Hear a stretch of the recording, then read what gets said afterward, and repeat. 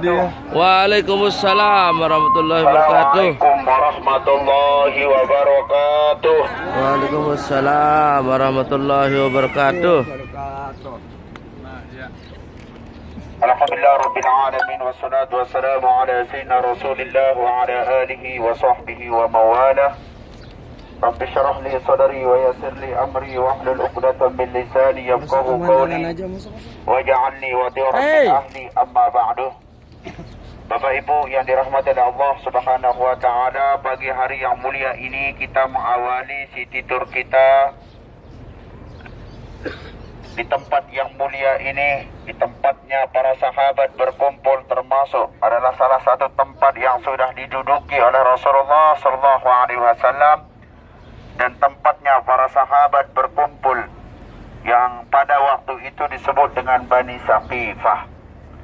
Bani Saqifah ini adalah tempat Bani Saqifah, adalah kampung Bani Saqifah yang pada saat itu menduduki posisi yang paling utama di kota Madinah Al-Munawwarah, adalah kampungnya orang Madinah yang kalau orang Banjar suku Dayak ya, kalau Lombok suku Sasak, kalau Jawa suku Jawa. Artinya kampung pribumi aslinya di tempat yang mulia ini, di mana tempat yang kita duduki pada saat ini disebut dengan Bani Saqifah, tempat juga sekaligus pengangkatannya Abu Bakar As-Siddiq menjadi khalifah pertama kali ketika Rasulullah SAW sudah wafat, sudah meninggal dunia. Begitu Rasulullah SAW wafat di kota Madinah, para sahabat banyak yang goyang keimanannya, banyak yang ingin kembali menuju agama mereka yang pertama, bahkan banyak sekali yang mengaku-ngaku dirinya menjadi nabi. Disitulah harus ada seorang khalifah, seorang pemimpin, seorang pemegang bendera utama pada payung umat Islam. Disitulah para sahabat banyak berbeda pendapat. Di antara beberapa para sahabat mengusungkan, ada dari balangan Ansar, orang yang sudah tinggal di kota Madinah, ada juga dari para sahabat Muhajirin yang datang dari kota Mekah Al-Mukarramah untuk membuat sebuah khalifah, pimpinan yang pertama yang menggantikan posisi baginda Rasul sallallahu alaihi wasallam memimpin umat Islam pada saat itu. Karena situasi, kondisi yang seperti saat jamaah lihat pada tahun ini, itu tidak ada bedanya apa yang pernah terjadi dengan Rasulullah SAW. Politik pemilihan pada saat itu, akan tetapi pada saat Rasulullah SAW wafat, tidak ada satu pesan pun yang mengucapkan ini menjadi penggantiku, ini yang akan menjadi pimpinan, ini yang akan menjadi gubernur, ini yang akan menjadi presiden. Pada saat itu tidak ada kalimat yang dilontarkan oleh baginda Nabi sallallahu alaihi wasallam sebelum wafat. Maka para sahabat di sini mengumpulkan, mengusungkan, ada yang mengatakan yang menjadi khalifah pertama kali adalah Abu Bakar, karena dialah ada seorang laki-laki yang pertama mengimani, membela dan hidup bersama Rasulullah sallallahu alaihi wasallam. Kemudian ada yang mengatakan, Sayyidina Ali radhiyallahu anhu yang paling pantas menjadi khalifah pertama karena dia adalah saudara sepupunya Rasulullah sallallahu alaihi wasallam. Ada yang mengatakan Sayyidina Utsman karena dia menikahi dua putri Rasulullah sallallahu alaihi wasallam yang digelari Zinnurain. Ada yang mengatakan Umar bin Khattab saja karena dialah orang yang sangat berani mengangkat pedang melawan orang-orang yang murtad di hadapan para sahabat pada saat itu. Singkat cerita saja, terlalu panjang disebutkan di dalam kitab Jamaah, bahwasanya terangkatlah khalifah Abu Bakar As-Siddiq itu atas dasar instruksi dari sahabat yang tiga tadi, kemudian dari sahabat-sahabat yang lain. Bahkan para sahabat pada saat itu tidak menggunakan bentuk pemerintahan yang ada di Saudi saat ini, bentuk kerajaan tidak, tetapi benar-benar menggunakan demokrasi. Suara siapa yang paling banyak yang memilih Abu Bakar, siapa yang paling banyak memilih Sayyidina Ali dan lain sebagainya. Kenapa? Karena orang luar juga ini paham gak ujar ini? Karena subhanallah, ikhwan al-muslim, saudara kita, gak masalah. Mereka mungkin tertarik dengan saya. Sama janggotnya. Bapak Ibu yang dirahmati oleh Allah Canda.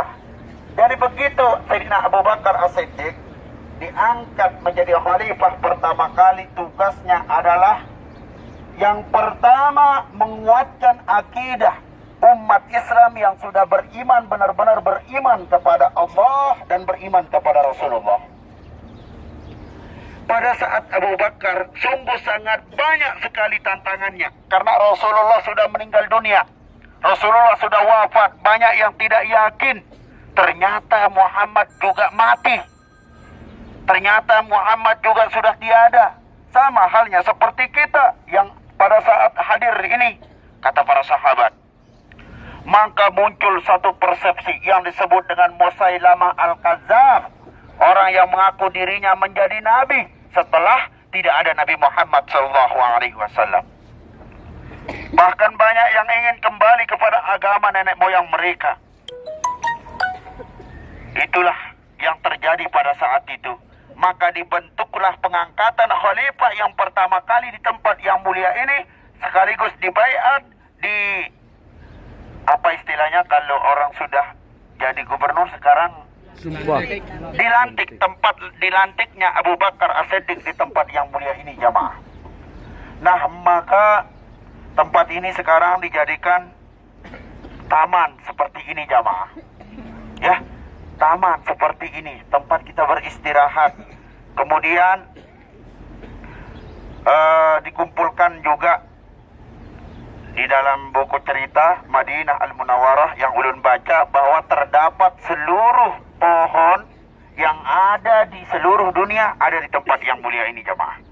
Di sini tempatnya ditanam seluruh macam, ada kelornya juga. Tahu kelor? Ya, ada pisangnya semua di sini. Ada bahkan apa ciri khas misalnya pohon yang ada di India, di Inggris dan lain sebagainya, semua ada di tempat yang mulia ini, jemaah. Nah, kita di sini adalah pohonnya Pak Karno, ya, pohon imbe. Yang ini. Nah, itu ciri khas daripada warga negara Indonesia. Bapak Ibu yang dirahmati oleh Allah Subhanahu wa taala. Nah, disinilah tempat dilantiknya Abu Bakar As-Siddiq terpilih menjadi khalifah yang pertama kali, menggantikan tugas daripada baginda Nabi Muhammad SAW agar keimanan umat Islam pada saat itu dikokohkan oleh beliau. Sehingga Musailamah Al-Kadzdzab adalah seorang yang mengaku diri menjadi nabi, bahwa dia bisa membuat sebuah syair-syair, memasukkan ayat-ayat Allah Subhanahu wa taala, lalu disampaikan kepada para sahabat bahwa ini wahyu datang dari Allah. Akan tetapi apa yang terjadi, tugasnya Abu Bakar As-Siddiq adalah menguatkan keimanan umat Islam pada saat itu, menguatkan akidah para sahabat agar tetap menjunjung tinggi Al-Quran wal Hadis. Taraktu fikum amrayn lan tadillu abada, kitab Allah wa sunnat Rasulillah sallallahu alaihi wasallam. Nabi sallallahu alaihi wasallam tidak pernah satu ucapan mengatakan bahwa Umar atau Abu Bakar atau salah satu Utsman dan Ali akan menjadi pemimpin, tetapi Rasulullah sallallahu alaihi wasallam menguatkan kepada kita agar tetap berpegang teguh setelah baginda Nabi Muhammad sallallahu alaihi wasallam wafat. Berpegang teguh kepada apa? Kitab Allah, yaitu Al-Quran, wa sunnat Rasulillah, kemudian hadis baginda Nabi Muhammad sallallahu alaihi wasallam. Apa yang sudah kita dengar, baik Al-Qurannya maupun hadisnya, mudah-mudahan ini akan menjadi syafaat untuk kita semuanya, jamaah. Amin. Kita datang ke sini semata-mata mengenang perjuangan baginda Nabi. Nabi Muhammad sallallahu alaihi wasallam bersabda, "Man zarani ba'da wafati faka'annama zarani fi hayati." Siapa saja datang dari umatku, dari Banjarmasin Kota Baru, bahkan dari Inggris, Amerika, London, dari seluruh penjuru dunia, ba'da wafati, setelah aku meninggal dunia, faka'annama zarani fi hayati, maka seolah-olah dia datang setelah aku seolah-olah dia datang pada saat aku masih hidup, kata Nabi. Wa man zarani fi hayati, siapa saja berziarahi aku, mendatangi aku. Ini jamaah datang enggak? Kita sudah ziarah ke makam Nabi. Kata Nabi, wa man zarani fi hayati, siapa saja yang datang di saat aku masih hidup, faqad wajabat syafaati, maka umatku tersebut, orang yang datang ke Madinah, orang yang menziarahi aku, orang yang mengunjungi tempat-tempat aku, faqad wajabat syafaati, kata Nabi, wajib orang tersebut mendapatkan syafaat dari aku kelak, kata Nabi. Mudah-mudahan kita bagian dari semua itu. Maka apa yang kita datangi, apa yang kita kunjungi, itu semua menjadi saksi nyata di hadapan Allah Subhanahu wa ta'ala. Wa naqtubu ma qaddamu wa atharahum. Semua apa yang kita datangi itu akan dicatat oleh Allah Subhanahu wa ta'ala. Sisa-sisa yang pernah ditinggalkan oleh baginda Nabi, kulla syai'in, semuanya akan ahsainahu, akan dicatat, akan nampak, akan muncul satu persatu. Bi imamin mubin, menjadi bukti nyata, menjadi bukti nyata dari kita semua bahwa besok Pak Yakub sudah datang ke makam Nabi, Pak Yakub sudah datang berziarah ke makam syuhada, sudah datang ke tempat ini, sudah datang ke tempat-tempat seluruhnya yang tidak bisa kita sebut.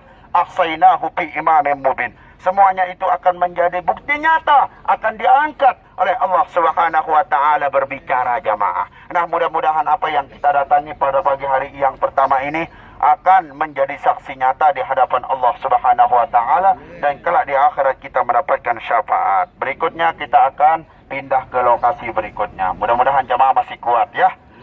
Pancar tur. Semangat. Pancar tur. Semangat. Lebih keras lagi. Pancar tur. Semangat. Allahumma biqul hadi ila sabilur rasyad. Assalamualaikum warahmatullahi wabarakatuh. Waalaikumsalam warahmatullahi wabarakatuh.